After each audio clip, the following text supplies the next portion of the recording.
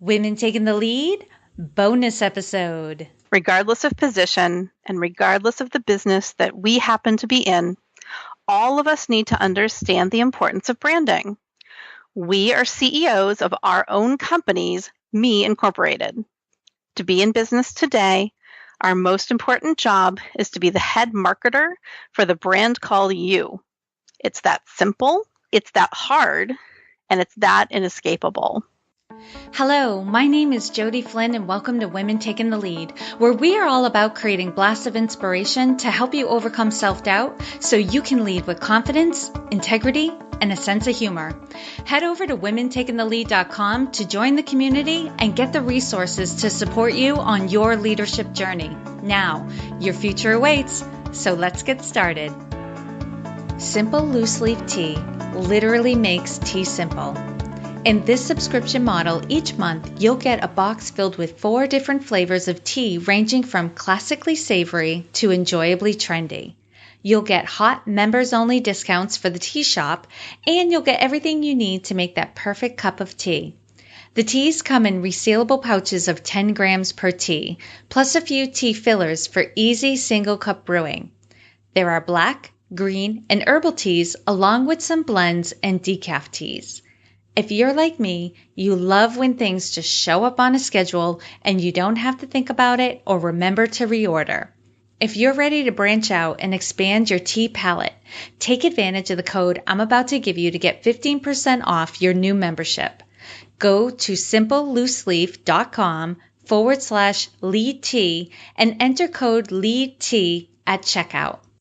Hello, everyone, and thank you for joining me. I am bringing you a 3-part series in these bonus episodes. And the reason for this is I've been listening to you guys. I love when you give me requests for certain topics, and it took a long time for me to bring this one forward because although I know a little bit on this subject and I'm pretty good at it, it's not something I would consider myself an expert on, nor is it something that I regularly teach.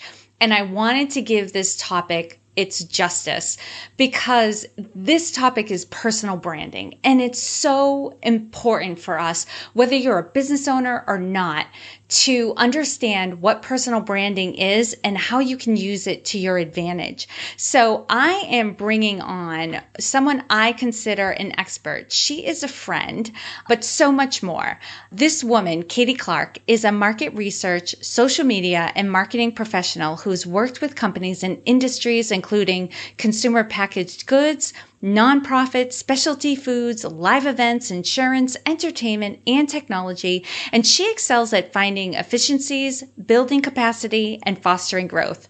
Katie is a social media influencer who has appeared on various people to follow lists, including 10 great MRX tweeters every market researcher should follow, most influential client-side tweeters, and the Wearables 1K. And currently, Katie is the communications manager at the Maine Historical Society and also speaks on podcasts, blogs, at conferences, and other events about market research, social media, productivity tools, wearable tech, and personal branding.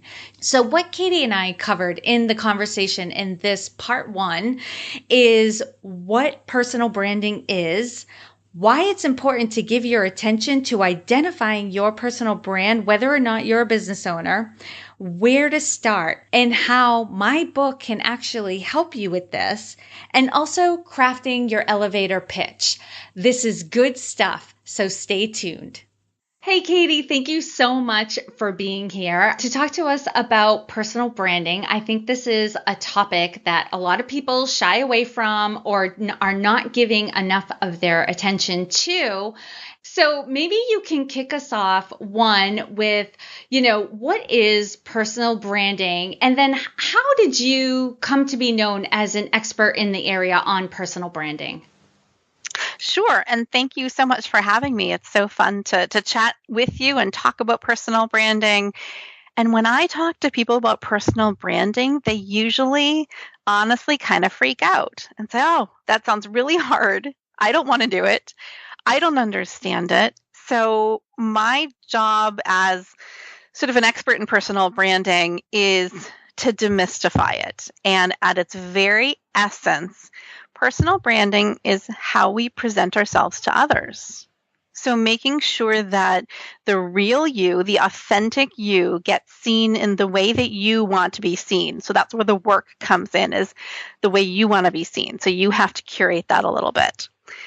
The key really is, think about it this way, it's make yourself memorable. So if you think about nothing else about personal branding, it's just make yourself memorable. And we can talk through different ways of how that can be done. But the genesis of personal branding actually came about back in the 30s with the book Think and Grow Rich by Napoleon Hill. But it really kind of came to fruition in the 90s. And people don't really think about how far back this goes. Tom Peters wrote a really interesting article in Fast Company magazine, and their cover was called The Brand Called You, and it was an issue all about personal branding. He had a quote which I love, so I've got it hanging above my desk, and I'm going to read it to you because it's great and it really speaks to this. It says, regardless of age, regardless of position, and regardless of the business that we happen to be in, all of us need to understand the importance of branding. We are CEOs of our own companies, me incorporated. To be in business today, our most important job is to be the head marketer for the brand called you. It's that simple, it's that hard, and it's that inescapable. So in a nutshell, that kind of speaks to the importance of why personal branding is important, because you are the CEO of Me Incorporated. So how I got into this was I made a concerted effort, I feel like back in the day, to build my own personal brand. It really started with social media at the genesis of a lot of these different platforms like Facebook and Twitter and Instagram. I was on all of them pretty early, so built a personal brand early on. But it really became important for me when I knew that we were going to be building our family. And I needed to have some flexibility in my life in terms of jobs and freelancing. So having a strong personal brand that is kind of company agnostic, it comes with you no matter what job you're in, became really important to me. So I followed a variety of different steps, which I'm happy to share with you today, to build that personal brand. So then when people think of different topics, like personal branding or wearable technology or market research, they think of me attached to those different things. And that helps my personal brand. They reach out to me no matter where I am in what job because I've built that personal brand. Okay, so to distinguish, because something that's coming to me right away and other people might have on their mind is, there's this myth that personal brand is about promoting yourself almost as something you're not, right? Because almost like you're trying to, like, for instance, if someone thinks like, oh, in order for me to get clients or get the job, I have to be super professional, but I'm not a super professional person. I'm kind of laid back, go with the flow. I'm kind of earthy and natural and that sort of thing. So, but I should have my photographs taken in a business suit, even though that's not what I normally wear. And that's the antithesis of personal branding. Exactly. That is the total antithesis of personal branding. Think authenticity. Think you want the real you to show through. You don't, if you're not working in like a finance setting, you don't need to necessarily have a headshot with like a pinstripe suit. If you're more earthy and natural and you've got crystal earrings and all of that, that's what you want to show to the world. Because if you're talking about business and you're talking about attracting clients and attracting gigs and all of that, you want to attract those that make sense with the authentic you. You don't want to bring in clients or business or anything else that's sort of off-brand for what you want to do. Does that make sense? Yes. So it's about attracting the right clients, the right jobs, and by being yourself and promoting yourself. Yes. It's almost like the word that's coming to my mind is like projecting. It's just like amplifying or projecting, your personality, who you are in a way so that it's easy for other people to identify like who you are, your values, etc. Exactly. Amplifying is the perfect word. And I think that this actually does boil down to something that everyone understands, which is money. And I've got a great example that, and there's a great quote from Wired Magazine from a while back, which says, no matter how hard you apply yourself, if there's nothing special about what you do, you won't get noticed. And that also means you're not going to get paid much either. Mm-hmm. So my story is, I know of some folks up here in the Portland area who had the same job and were at the same level in their job and actually worked on some of the same projects. And one of the two people, was really, really good at personal branding. And as you had said, amplifying sort of who they are and really, I'm going to say bragging because I actually love that word, bragging about their accomplishments. Now, again, these two people did pretty much exactly the same thing and had the same accomplishments, but this one person really talked to the more senior people in their company and the C-level executives to showcase their work. Guess who got the promotion? That person. Mm-hmm. Guess who then gets more money? That person. And again, these people were the same, but one had done the work. Mm-hmm. And so it's important in terms of sort of amplifying your message and all of that. Personal branding can give you a leg up because, like it or not, and some people hate the word competition, but like it or not, we're competing with others to get jobs, to get ahead in life. Mm-hmm. And the personal branding helps you define your own story. It can help you grow your network because people know you for something. It gives you that credibility. And then it can attract those different opportunities. So it's really learning sort of the ins and outs of amplifying that message, and amplifying the authentic you can help you get ahead in a very authentic way. Okay.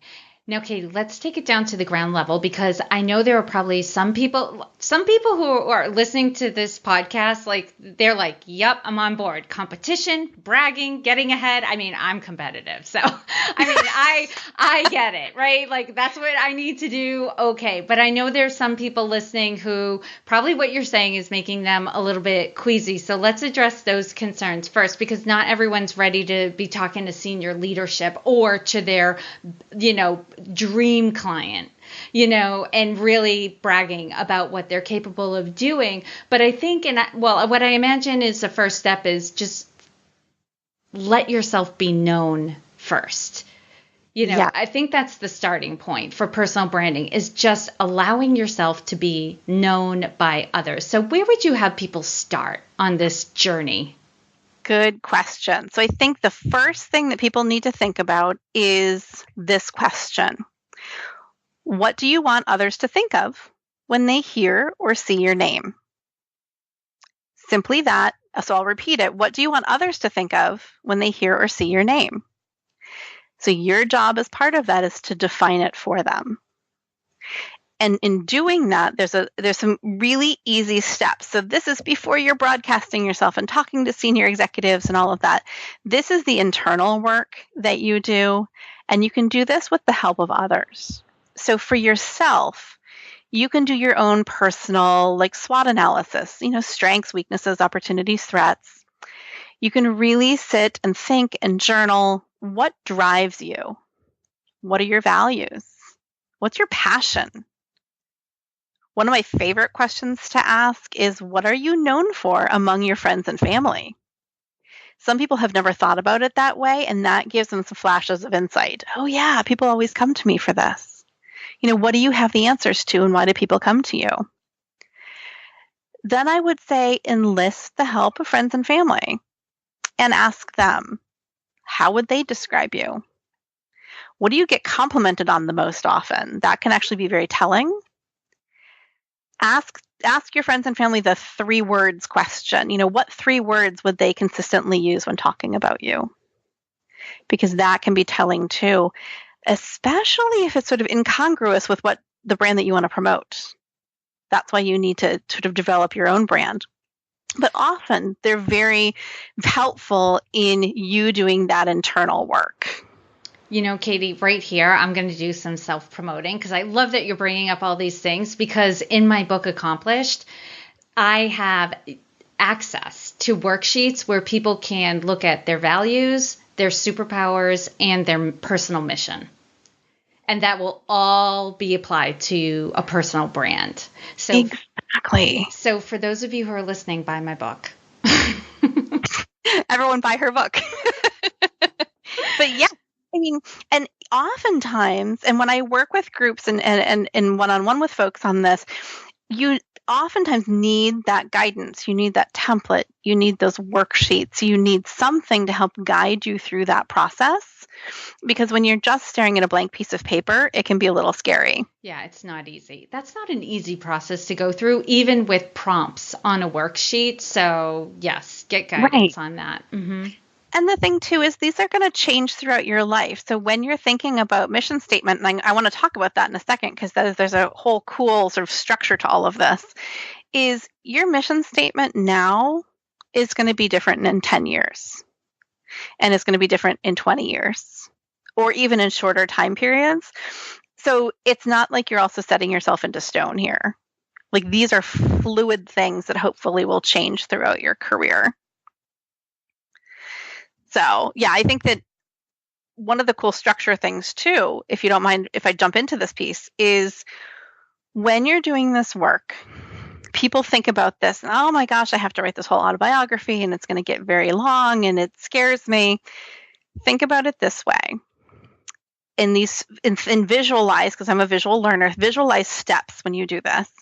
So one of the first things you can do is craft a short mission statement.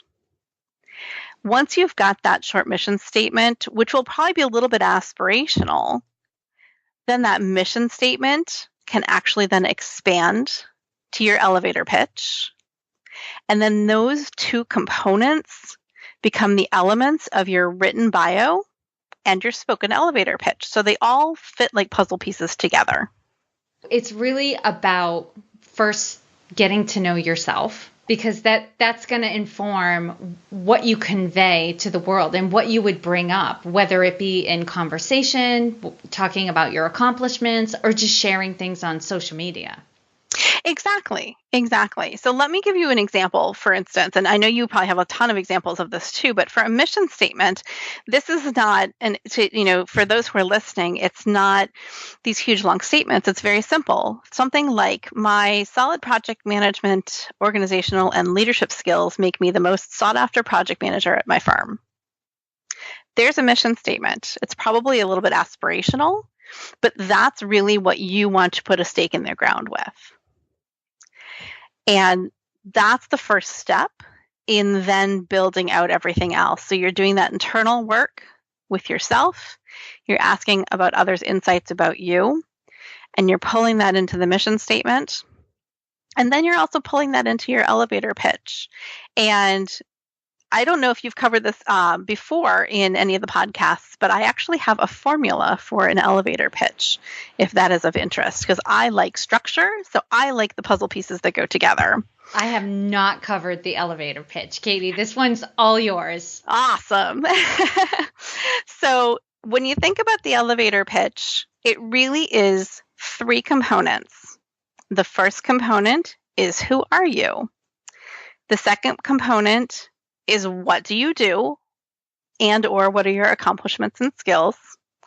And the third component is, what do you want, and where are you going with that? So 1 + 2 + 3 equals your elevator pitch. So again, it's, who are you, what do you do, and what do you want? These always get tailored a little bit to your circumstances. So for instance, if you do the who are you, hi, I'm going to make someone up, Marissa Smith. I'm an entrepreneur with a thriving business coaching company headquartered in Minneapolis. That's the who are you. What do you do, or accomplishments or skills would be, our company provides one-on-one and small group coaching to creative entrepreneurs who need a firmer footing in the structure and process of running a business. In addition to coaching, we create customized templates for repeatable processes. We found there's such a need for this in the market, and that has borne out in the numbers. We have a waiting list of clients. So there's the what do you do, right? And if you're in a business setting, you're probably going to talk about the business that you're in. And then the piece, what do you want or where are you going? And this is really dependent on physically where you are having this conversation. So if you're at a conference, it could be, we're looking to expand the business past one-on-one and small group coaching. I'm dipping my toe into podcasting and I want to expand my presence. That's why I'm here at this conference. So if someone's talking to you rather than just saying, hey, have you been here before? When someone asks about you, that's a very sort of natural elevator pitch that when you think about those components, who are you, what do you do, and what do you want, naturally flow. And you've given them a ton of information to work with. And I've heard a couple people sort of dismiss elevator pitches and say, oh, those aren't real. That doesn't happen. You don't need those. I mean, I have several examples, including one in an elevator where these have actually come in handy and actually gotten us sponsorships and money and other great things by having this kind of thing prepared. And Katie, do you find all of that like rolls off the tongue, or do you break it down? Because I've heard of doing an elevator pitch in such a way where you just make sure every sentence you say, right, the who you are, what you do, and what you're looking for, like each component is intriguing enough and has a hook at the end of it that someone would naturally ask you the next question? Or do you find you just like, bloop, tell it all? I tend to, for me, with those three components, and it could be longer or shorter than the one I just repeated, I tend to, and when I do coaching on this, kind of go through it all, because if you just say, who are you? Hi, I'm an entrepreneur with a thriving business coaching company headquartered in Minneapolis. Someone might just stop there. Mm-hmm. Oh, that's nice. I have a cousin in Minneapolis. No.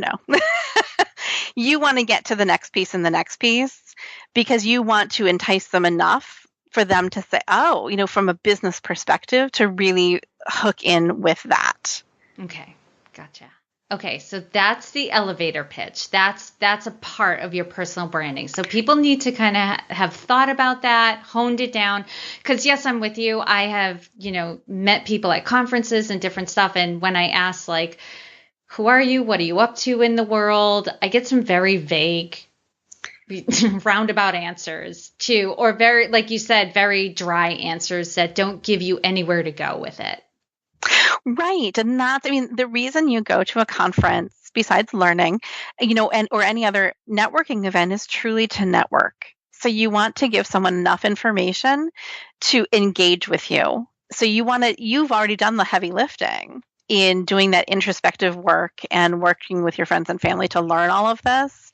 So you're going in confident and really being able to network on a very professional level. And when you think about, I'm going to say middle management and senior management, it almost becomes very expected that you can go into any, event or something like that being very polished in this way. All right, everyone. I think that is enough to get started with. I have Katie for 2 more episodes, but if you want to get started, Katie gave a lot of tips on where to start, what questions to ask yourself, what questions to ask your family members. So if you didn't have a chance to write all that down, go over to womentakingthelead.com/personal branding to find all that information. We'll definitely be having this discussion in the Women Taking the Lead Facebook group. So if you are not a member of that community, head over to facebook.com/groups/women TL. And I'm sure you can put Women Taking the Lead private group in the search bar and it will come right up. Thank you so much for joining me and Katie, and here's to your success. Thank you all for joining me on Women Taking the Lead. And to strengthen you on your own leadership journey, I'd like to send you off with a quote from Marianne Williamson, so here goes. Our deepest fear is not that we are inadequate. Our deepest fear is that we are powerful beyond measure. It is our light, not our darkness, that most frightens us. We ask ourselves, who am I to be brilliant, gorgeous, talented, fabulous? Actually, who are you not to be? You are a child of God. Your playing small does not serve the world. There is nothing enlightened about shrinking so that other people won't feel insecure around you. We are all meant to shine as children do. We were born to make manifest the glory of God that is within us. It's not just in some of us, it's in everyone. And as we let our own light shine, we unconsciously give other people permission to do the same.